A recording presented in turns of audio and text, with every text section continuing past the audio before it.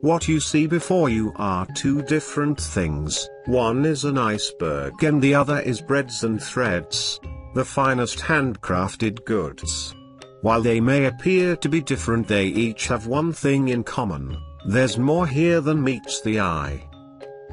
Breads and Threads is a little store south of Flint, Michigan, and it strives to build on the new spirit in America of buying local and supporting our neighbor.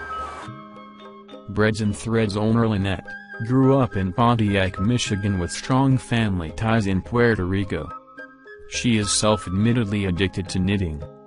Not so very long ago, Linette set up a table at the Grand Blanc Farmers Market, and before long she was selling not only her own work but also the work of a number of her friends.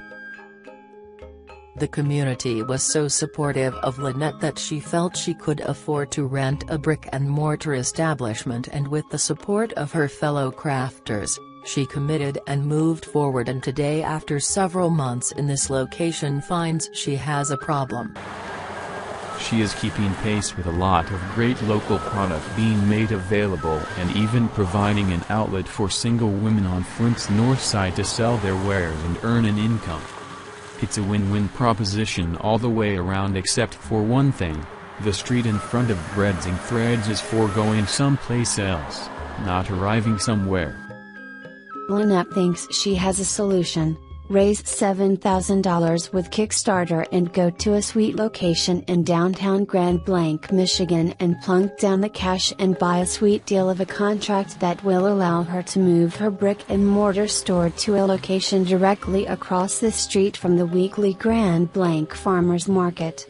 It's a situation made in heaven. I'm a knitter here at Breads and Threads, and we were just going around. I was trying to point out some of the things that I make. Some baby blankets here, and those are nice and warm and cuddly. And this little outfit here, Linette actually inspired me to knit that. She wanted some baby boy clothes for the shop. So there's one, and a little sweater here. That's actually my own design. I didn't copy anybody's design on that. That's out of my head. And you've been working with Linette and doing this sort of thing for how long? 1 year. I've been a knitter ever since I was a child. Do you have any hopes beyond the immediate for what you're doing here, or is it just the process is enough for you? No, I wouldn't say the process is quite enough. I would be completely honest and realistic. Supplies are expensive, time is expensive. My main issue right now is balancing the family budget between just my husband having the full-time job and my kids' needs, my kids that are in preschool and 3rd grade. So there's always stuff. So there's things that I would hope in another year or two there's a steady stream of income flowing from my crafts, not just enough to pay back my supply costs, but also on top of that help my family pay for some of the things we need for our kids. So who are you? Would you tell me your name, please? Linette. And where are we? We are at Breads and Threads, an all handmade shop in Grand Blanc. I crochet continuously, literally, almost all day long from the minute I get up to the time I go to bed, 7 days a week. If I'm in a car and we're driving and it's going to take more than 30 minutes, I'm crocheting. If I'm at the doctor's office, it takes more than 10 minutes, I'm crocheting. No matter where I am, if it's going to take more than 10 minutes, I whip something out of my bag and a needle and I'm making something. So it's an addiction. I just joined on Facebook, Hookers Anonymous. I have to admit it. I'm addicted. But in the same sense, I give myself therapy by crocheting. Again. And now you have so much stuff you've crocheted, you had to have a place to put it so you could Yes. And that's when we moved into the farmer's market, the Grand Blanc Farmer's Market, about 3 years ago. I started crocheting just little things, doilies and hot pads, things like that. That evolved into, can you make me a bedspread? Can you make me a tablecloth? Can you make me a christening gown? To the point where I've been commissioned now twice to make 2 wedding gowns.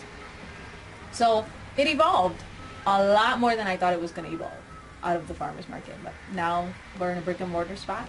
where we have a lot of vendors with a lot of different skills, a lot of different talents, a lot of things that I now want to learn how to make on top of the crochet, like I don't have enough time already. And are you doing something for the vendors by providing a place for them to put their... Yes. A lot of the moms have opted to be stay-at-home moms for many different reasons. But they can't afford to have a brick and mortar on their own. They can't afford to open their own store. It's too much of a sacrifice. It's too much of a risk. If we pull together, we can all have a store, and we can all sell our things and not have mountains and mountains of merchandise in our homes, instead have it in a brick and mortar location where people can come in and see all the different types of talent that there is in the community. And you're also helping provide them an income in that way. And it provides an income for them, yes. And the space that you're in now? Is way too small. We went from the farmer's market to a little cottage in Canterbury Village in Lake Orion, grew out of that cottage into this, and now we no longer fit in here. We have a waiting list of vendors who make amazing things, from soap to woodwork to crochet to knitting to tatting, skills I haven't seen since I was a child, and maybe people haven't seen even before that. But there's no room for them. You said you have a waiting list. Yes. You have other people that you don't have room for their stuff in this space. Yes. Well, there you go. And so, basically, we're bursting at the seams. We don't fit. We're crawling up the walls because we don't fit. And so the people at Kickstarter who are watching this video need to know what to help you out. We need to raise a certain amount of funds to be able to move into downtown Grand Blanc. Downtown Grand Blanc is not, we don't want to move there because it's the place to be.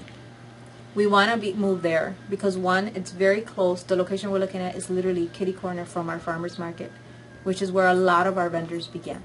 A lot of our customers visit the farmers market every Sunday. They're faithful customers.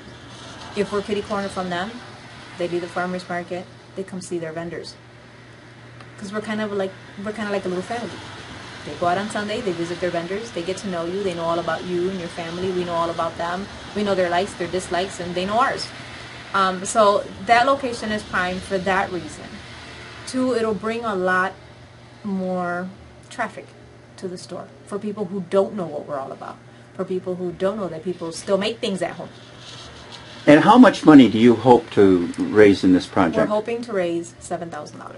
And what can people expect for the contribution they give to this? It depends on their contribution. If you pledge $15 or more, we will send you a handcrafted artisan soap created from all natural oils and ingredients.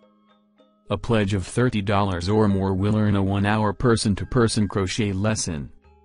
Pledging $75 or more will earn a 2-session crochet project including pattern, materials and one-on-one instruction.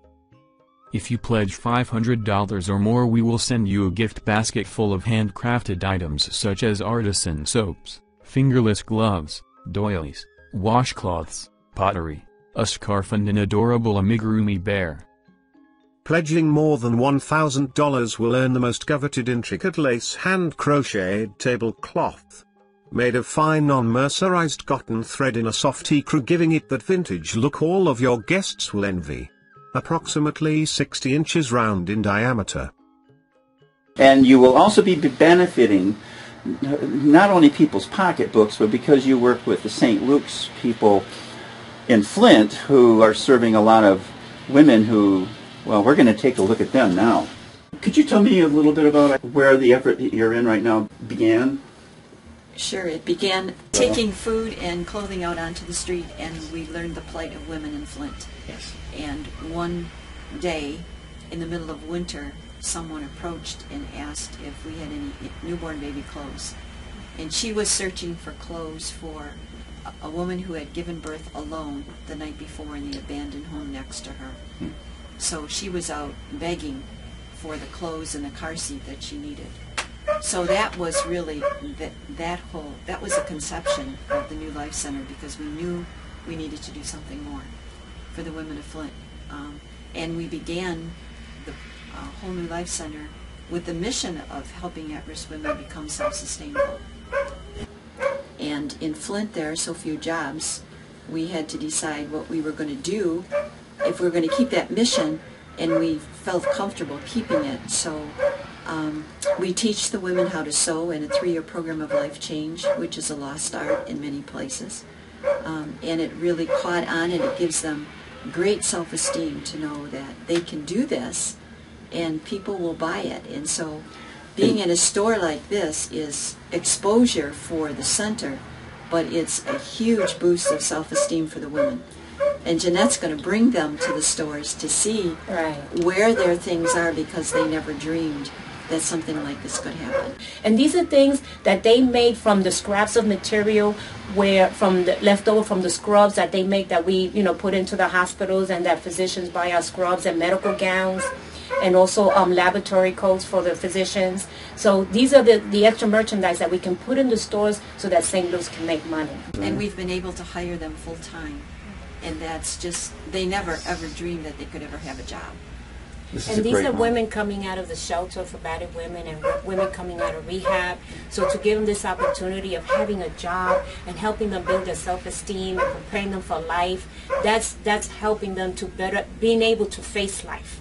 That way, maybe before they didn't have that self-respect, now they have a job, now they're making money, they're saying, oh my goodness, I didn't know that I have this creativity inside of me. Well, now that's going to build their self-esteem, and now they're going to demand respect. They're not going to let maybe another man disrespect them or someone else in their life disrespect them.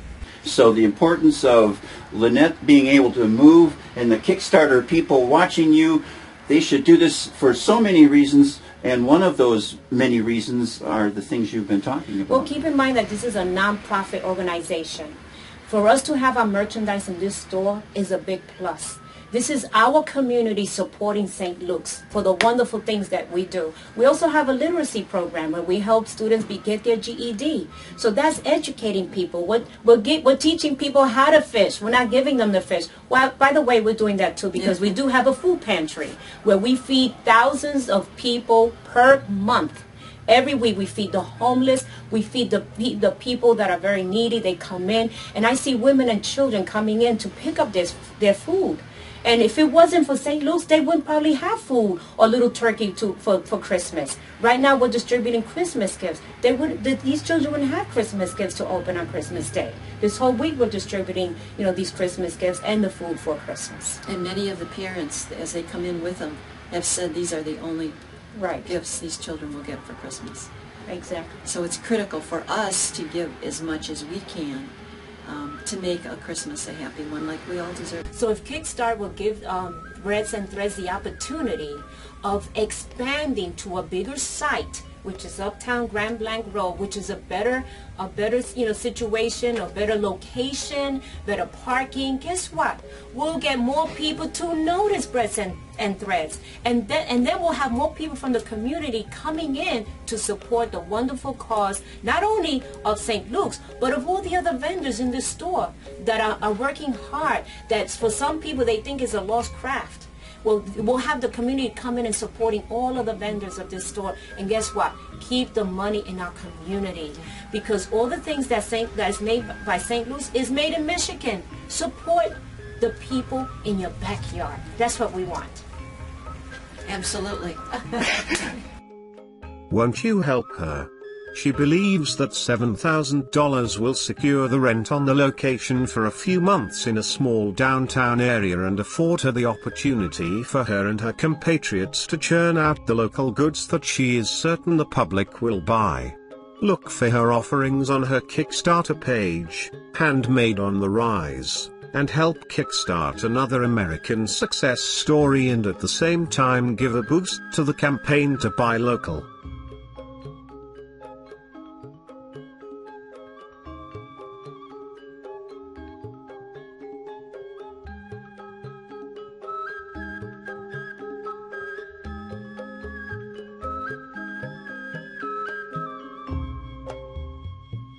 Linette and everyone involved with Breads and Threads and this project to move the store to a new and better location want to assure you that if for any reason we do not raise our target goal of $7,000, everything becomes null and void.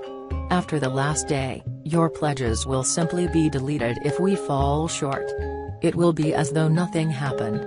We hope though, that you will help us and get us that new home and new start in the new 21st century American community.